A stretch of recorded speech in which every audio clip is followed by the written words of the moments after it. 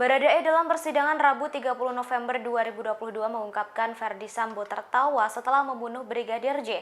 Bahkan tawa Sambo tak hanya sekali tetapi beberapa kali. Baradae kemudian mengungkap alasan Sambo tertawa pasca eksekusi Brigadir J. Baradae mengatakan Ferdy Sambo tertawa karena salah memakai senjata saat melakukan eksekusi terhadap Brigadir J.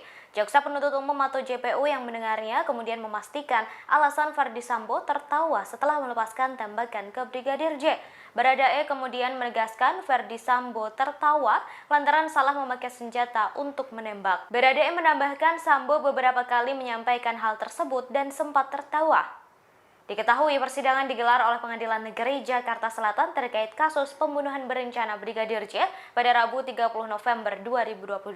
Dalam persidangan tersebut Baradae, Kuatma'ruf, dan Bribka RR dihadirkan untuk bersaksi. Jangan lupa komen, like, dan subscribe serta tonton terus berita-berita terupdate lainnya ya.